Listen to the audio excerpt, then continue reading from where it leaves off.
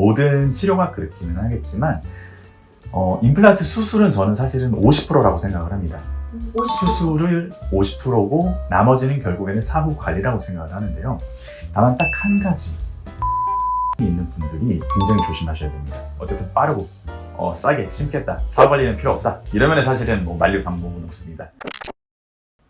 원장님, 네. 지금까지 솔직히 임플란트 시술 얼마나 많이 하셨나요? 저희 병원에서 이제 하게 된 게 15,000개가 좀 넘는 것 같아요. 15,000개나요? 네. 아, 임플란트를 아무래도 많이 하는 곳이다 보니까 어떻게 하다 보니까 세월이 흐르고 그렇게 환자분들이 많이 찾아와 주셨습니다. 오늘도 수술이 오후에 또 잡혀있는 게 있고요. 오늘도 임플란트 시술을 또 하시는군요. 네, 매일매일 일어나는 루틴입니다.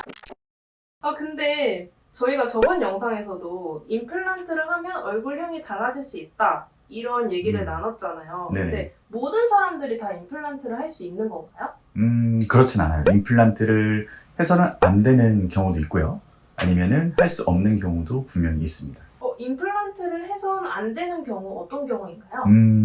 안 되는 경우는 사실상 이 성장기랑 관련이 있다고 보면 될 것 같아요. 이제 아직까지 이제 뼈의 발달이라든지 치조골의 발달, 성장이 멈추지 않은 청소년기의 아이들, 즉 20세 미만의 이제 사람들 같은 경우에는 계속해서 성장이 일어나고 있고 뼈가 움직이고 또 잇몸의 이제 위치가 움직이고 있기 때문에 그들 같은 경우에는 웬만하면은 치아를 어떻게든 살려가지고 쓸 수 있을 때까지 쓰고 성장기가 멈출 때까지는 그렇게 버텨야 됩니다. 그리고 나서 이제 임플란트를 들어갈 수 있는 거죠. 그러니까 그때 혹여나 그런 시술이 필요하다 하더라도 좀 기다려야 되네요. 성인이 될 때까지. 그게 가장 좋습니다. 그러면 임플란트를 하면 안 되는 유형들에 대해서 좀 설명해 주세요.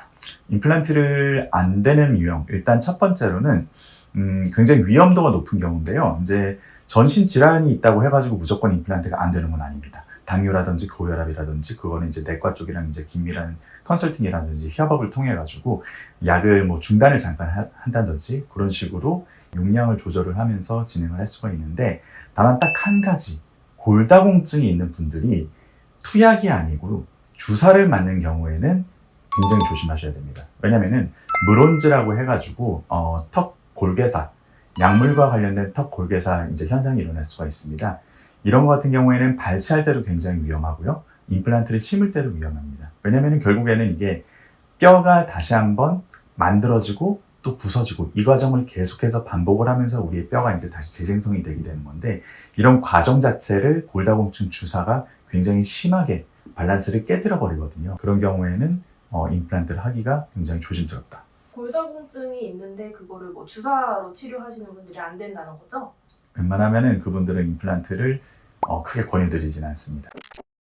임플란트 하면 안 되는 두 번째 유형 어떤 게 있을까요? 임플란트 하면 안 되는 두 번째 유형은 일단은 아래턱에는요 하치조 신경만이라고 해가지고 아주 큰 신경만이 여기서부터 여기까지 이렇게 정주를 하고 있습니다. 그래가지고 거기서부터 이제 잔가지들이 많이 나오고 우리가 그것 때문에 이제 감각을 느낄 수가 있고 치아에도 뭔가 어떤 차갑다, 뜨겁다 이런 느낌을 느낄 수가 있는 건데 이런 경우 굉장히 이제 뼈가 이 위쪽으로 많이 남지 않은 경우, 즉 4에서 5mm 이하로 남은 경우에는 수술을 하다가 그 신경관을 직접적으로 건드릴 확률이 굉장히 높고 심하게 건드리면 반영구적으로 이게 감각 이상이 올 수가 있거든요. 감각 이상이라는 게 오라면은 마취가 덜 풀린 느낌이 계속해서 지속이 되고 아니면 아무 이유 없이 여기가 쓰라리고 아프고 이런 이상 현상이 생길 수가 있습니다. 그래서 뼈가 아예 부족하신 분들은 임플란트가 불가능할 수 있는 경우도 있습니다.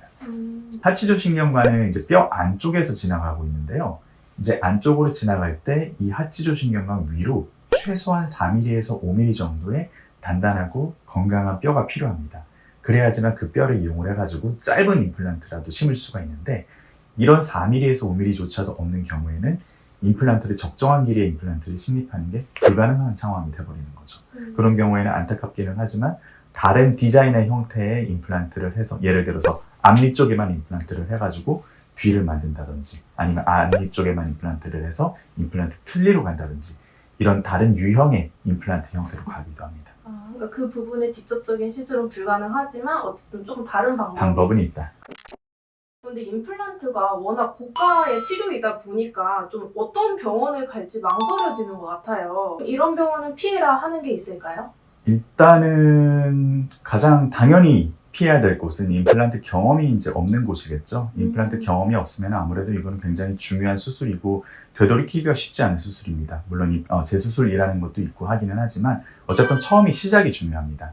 근데 이제 임플란트 경험이 이제 많이 없다 보면은 아무래도 그런 각도라든지 깊이라든지 높이 이제 아니면 임플란트의 직경 길이를 어떻게 선택을 해야 되는지 이런 되게 세세한 문제들이 결국 임플란트의 수명으로 직결이 되거든요. 뿐만 아니고 임플란트를 수술을 한다고 해서 끝나는 게 아니고 임플란트 위쪽에 머리, 보철물을 어떻게 만들지 이 모든 과정을 세세하게 신경을 써야 되는데 그런 경험이 풍부한 곳을 가는 게 좋을 것 같습니다. 이런 병원은 가지 말아라도 하는 게 또 있을까요? 반대로 임플란트가 아무래도 또 이제 공장형처럼 돌아가는 곳이 있어요. 모든 치료가 그렇기는 하겠지만 임플란트 수술은 저는 사실은 50%라고 생각을 합니다. 50%? 수술을 50%고 나머지는 결국에는 사후 관리라고 생각을 하는데요. 임플란트도 20년, 30년 이제 반영구적으로 계속해서 쭉 쓰려면은 이게 결국에는 관리를 굉장히 잘해드려야 되거든요. 처음에 수술이 잘 돼야지만 오랫동안 쓸 수가 있고 수술을 잘하고 나서는 이거를 잘 관리를 해야지만 이 임플란트의 최대 수명을 끌어낼 수가 있습니다. 하지만 아무래도 이제 복잡복잡하게 공장형처럼 돌아가는 곳을 가다 보면은 내가 원래 봤던 원장님을 다시 보기도 힘들고 사후 관리 개념이 사실은 많이 떨어지는 게 어쩔 수 없는 부분이다 보니까 그런 부분들은 본인이 잘 생각을 하셔가지고 나는 어쨌든 간에 수술만 빠르고 싸게 하면 된다. 왜냐면은 공장으로 가시는 분들도요 분명히 대표 원장님들은 엄청나게 많이 임플란트를 심으시거든요. 그러면 사람이라는 게 어쩔 수 없이 이거는 술기이다 보니까 많이 심으면은 잘하게 됩니다. 아, 그쵸. 네. 네. 하지만 대표 원장님이 아니고 계속해서 뭔가 여기저기를 다니시는 이제 수술만 해주시는 원장님이 해주신다. 그러면은 아무래도 연속적인 관리를 받기는 쉽지가 않겠죠. 그래서 나는 많이 심는 대표 원장님한테 가가지고 어쨌든 빠르고 싸게 심겠다. 사후 관리는 필요 없다. 이러면 사실은 뭐 말릴 방법은 없습니다. 하지만 그게 아니라면은 좀 더 이제 먼 후까지 5년에서 이제 10년 후까지 생각을 하신다면은 그렇게 추천드리는 곳은 아닙니다. 그러면 원장님이 임플란트 시술을 하실 때 원장님만의 지키는 어떤 철학 같은 게 있으실까요? 일단은 이게 가이드 서저리, 가이드 수술, 내비게이션 수술 이런 거 들어보셨나요?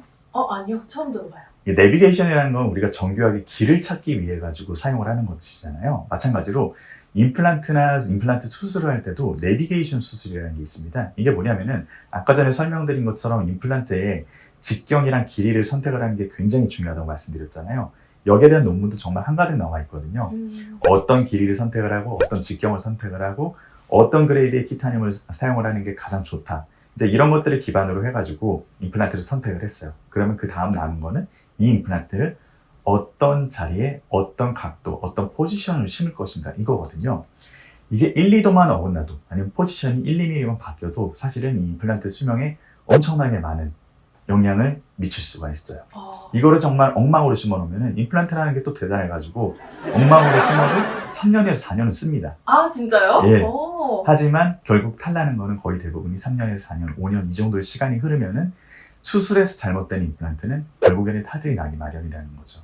그래서 내비게이션 임플란트를 꼭 써야 될 부분은 저희는 별도의 비용을 받지 않고 내비게이션 임플란트를 사용을 하고 있고요. 그 다음에 어찌됐던 간에 한 개를 심건 두 개를 심건 간에 이 각도라든지 깊이라든지 이런 것들을 굉장히 조금 시간을 많이 할애를 해가지고 수술 시뮬레이션을 이제 돌리고 그 다음에 꼭 거기에 맞춰가지고 수술을 진행을 하려고 많이 노력을 하고 있어요.